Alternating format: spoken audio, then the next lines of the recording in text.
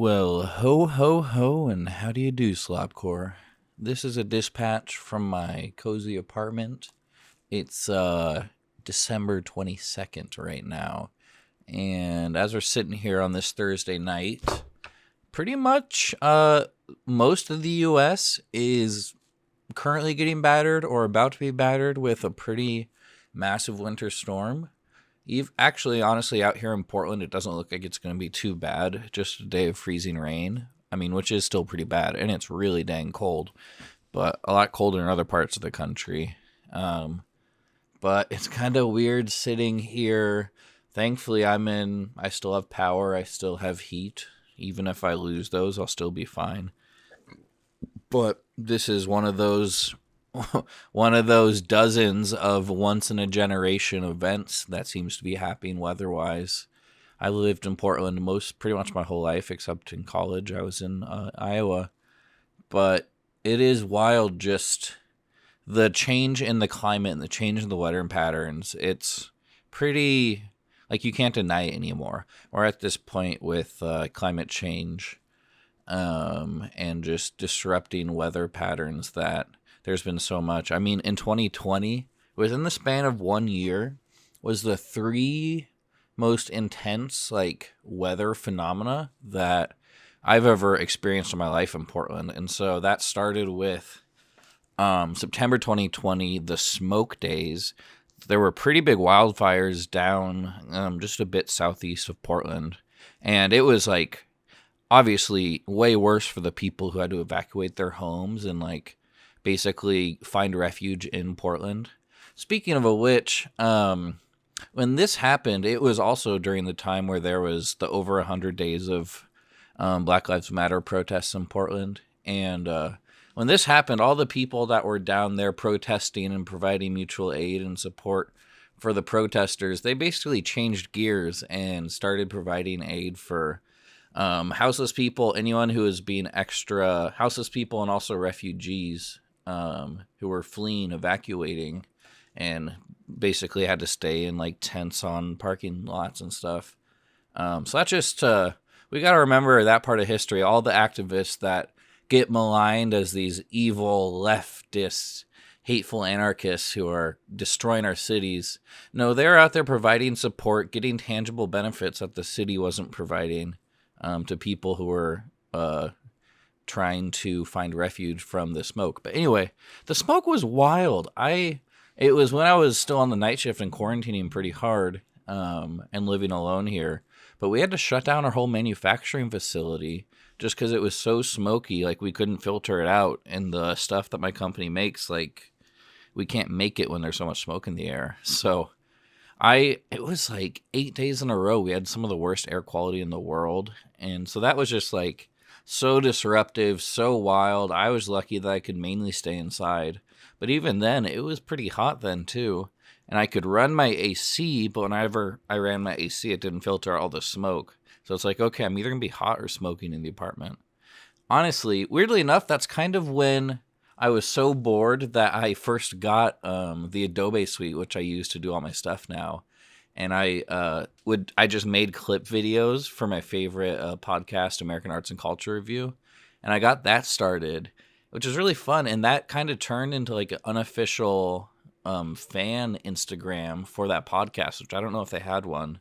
And then that led into the Discord. And then that Discord, I made a bunch of friends in there. Not saying it was all me in this community, but just weird thinking back on how that kind of started off in 2020 and out of this place of oh my gosh, I am miserable. I just need something to do. And here I am using those same tools, making art. I've been justifying paying $88 for the Adobe suite, basically, let me do it for my pictures. Let me do it for my videos. Let me do it for all this random crap I'm doing on podcast. So shout out to the smoke, I guess. But that's all to say, that was the first event. Then early 2021, or the exact same time that Texas was having their massive blackouts, and it was even colder there, and the storm was bigger. But Portland had a very significant power outage after a big snowstorm and ice storm. And that actually, I didn't have power for 3 days. All the things in my fridge I had to throw out. And that's like the worst I've ever had here. And just so much of Portland was messed up, like our energy infrastructure. We realized it's not flawless, and especially in conditions like that, and especially in more things that can happen that can screw it up. So I'm sitting here. I'm hoping that doesn't happen with this storm, but I know across the country, like it's happening in lots of places. Like there's probably going to be a lot of power outage issues, if I had to guess, from the grid being overwhelmed. Who knows? I don't know if it's about to storm in Texas.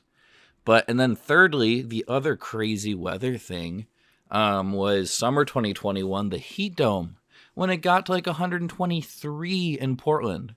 And that was another like once in a thousand years thing. And I don't think heat domes like that, like I have read up on it afterwards, and that actually was pretty rare, and it's not like we're going to get one of those every other summer or something. But it definitely was exacerbated by climate change, just like all three of these things have been. So I don't know. It's got to the point where you can't ignore it. Like everyone's kind of noticed stuff, and there's droughts, and like all the reservoirs and rivers in like the Southwest United States where millions of people live are like under duress, and the Salt Lakes may be drying up, and the Colorado River, and oh crap, what's the one by Vegas? Lake, I forget what that one's called. Mead? I think it's Lake Mead.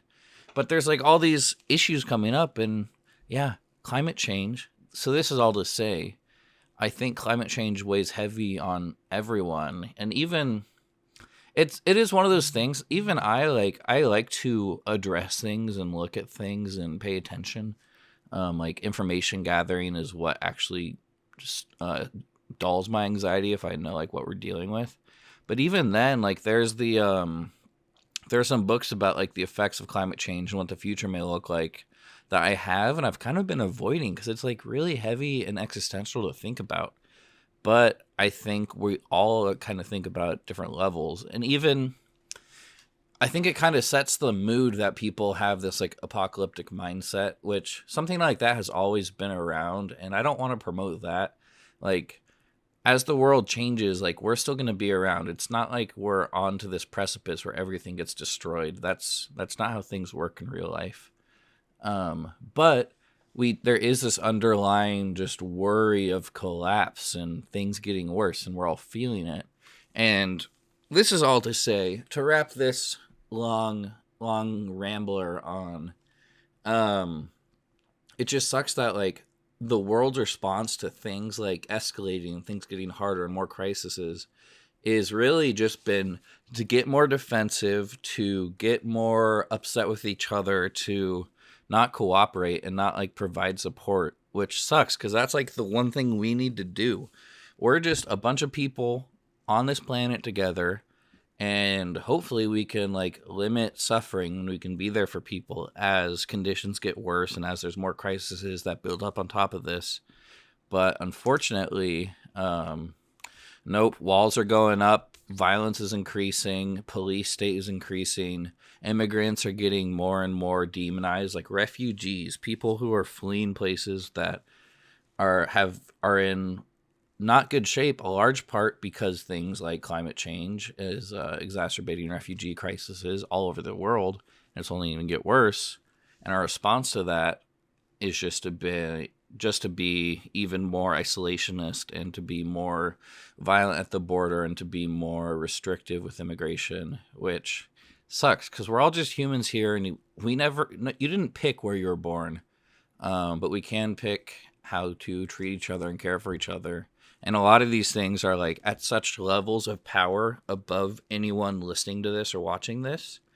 But at the same time, like there are things that we can do for each other and ways to be here for each other. And yeah, we're on a bumpy ride, folks, but the best way through is together. So that's the end of this rant. Hope you liked it. Hopefully I don't lose power tonight, but if I did, oh well, I'll be fine.